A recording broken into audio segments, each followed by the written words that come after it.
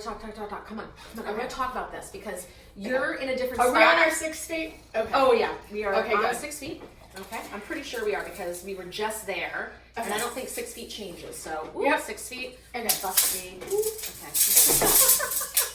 So I have school-age children who suddenly I now need to homeschool, and it's not fun. So you were saying earlier that you give blessings and prayers to all of these parents that are out there. I am one of them. It is effing hard, friends, particularly if you are working from home and you have most your people kids there. Now, I work from home anyway, so some of my friends were like, oh, that must be easy for you. No, it's actually harder because I already had my own space, which is in the living room. And now I've got kids just lounging around, and this part has really been hard on my family. So my kids are age 14 and 17, and part of what I do is let them sleep until noon. You were just talking about earlier, it's important to have structure and important to have things for them to do. So I want to say to you, woman who doesn't have children in school, F you, best friend, because it doesn't work. I know better because I had kids, so I know what you're going through. You're not alone. I've never been through this before. So give me advice. Help the younger one. Help me. I don't know how you guys do. We have one friend whose children go to a private school. And they are in front of their computer from 8 in the morning until 2 in the afternoon. They go from class to class to class, lunch break, class. And then I have other friends whose kids, whether it's another private or public school, the homework is just sent out and they do it whenever. Right. I have one of my daughter's friends. She teaches, and what she has to do, she teaches kindergarten, I believe, and she has to put together every day a 3-hour program. She sits in front of her computer, does a 3-hour class, she sends it to the principal, and then the principal reviews it, and then it gets sent out to the parents.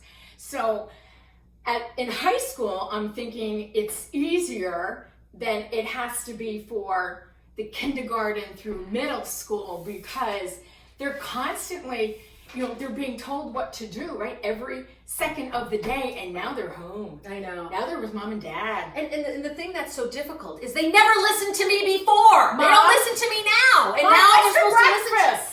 to all my boys care about is food.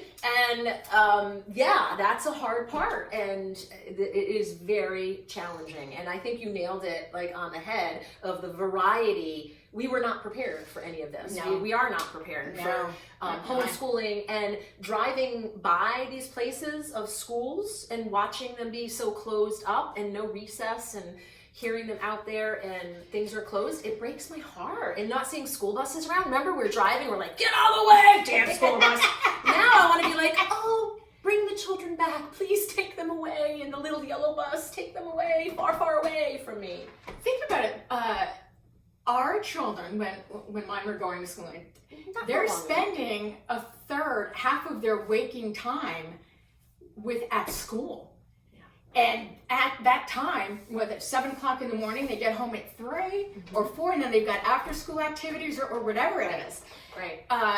It was a schedule. It was school, homework, dinner, then dance class or karate or in my case, it would be school, homework, extracurricular activity, dinner, well, late at like 9 or 10. But you bring a very good point because with my high schooler, he would leave at 6:30 and then I would pick him up at 6:30. So I had 12 hours of time and he loved that. And as much of a structured kid as he is, when I try to structure his time, not happening. Isn't that interesting? Not happening, right? Not happening. So we feel for you. Like the struggle is real. Reach out to other parents because I will talk about it. We don't know what you're going through. They will just. I hate to use the word commiserate. Yeah.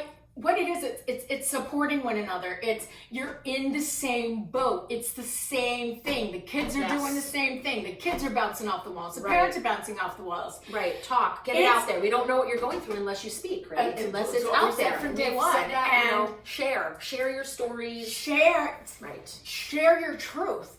Because it's no different outside of their walls than it is for you. Right. Okay. So my little bit of advice. This is my big takeaway. So for parents who are like, oh my God, my kid is not doing what they should be doing in school and doing that.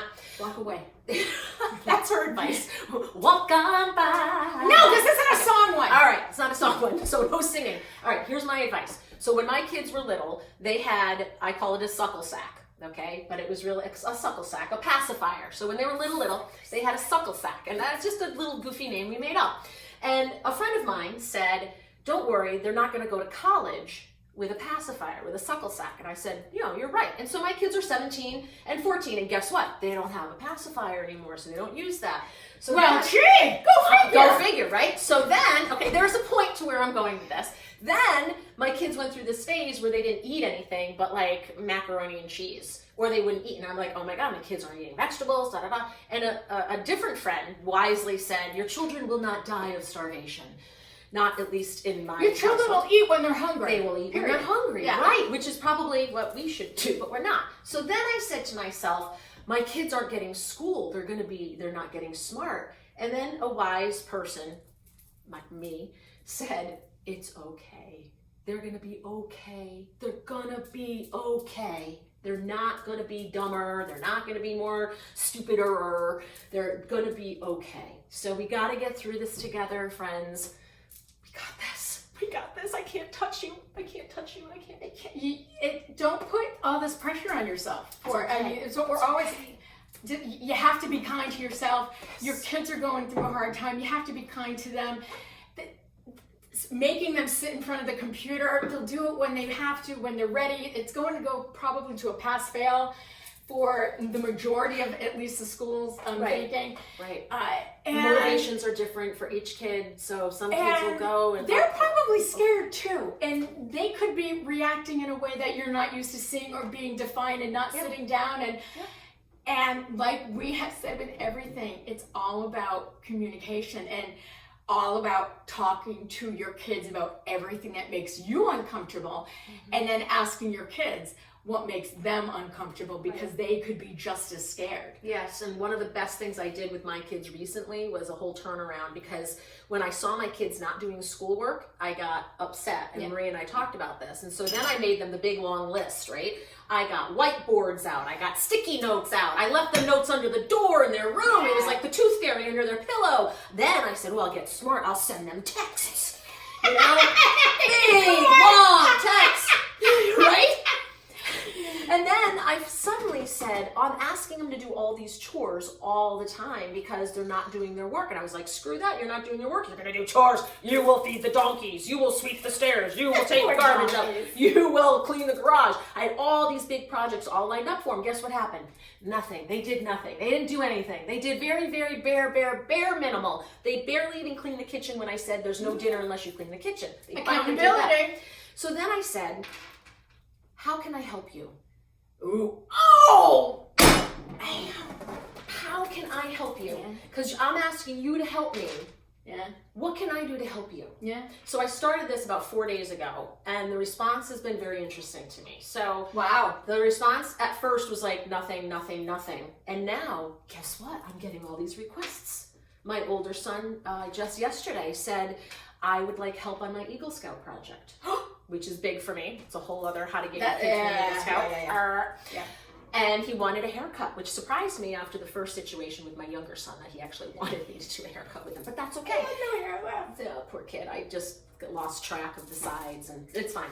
But I guess the point is, he started to ask for help. Yeah. Now, it wasn't the kind of help that I thought, but as a mom, I sort of was like, okay, I can help you with these, and you're asking. So I then allotted time in my day after sort of the work day to do this. And funny quick story, as I said to my son, I can give you a haircut tonight. And you know what he said? He goes, yeah, I'm gonna like go out fishing, so I'm not gonna be around. Like, I can help you, but you're not going to be around. Fine. But it's not about you, it's about him. I know. Oh, all right. So That's really good, though. I think that works with older kids, with the older ones. How can I help you? And because we've talked about this so much, it's, my son didn't say what I wanted him to say. He didn't do what I wanted him to do. And turning it around. This is when they're older. Expectations. They're 6 and whatnot. But when they're young, that's a little harder. I think. Yeah. But you're doing it. You are doing great. You out there are doing a great job. So keep at it. Keep going. Keep moving forward. Reach out.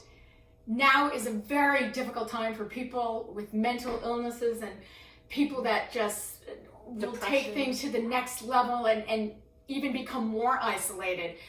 Just reach out, a text, a call, an email. Send the text even though you want to talk to them. Just reach out to everybody and anybody because no one wants to be alone and you're not. So thank you for tuning in. Thank you. Giving you a shot of the truth on all things that matter. No longer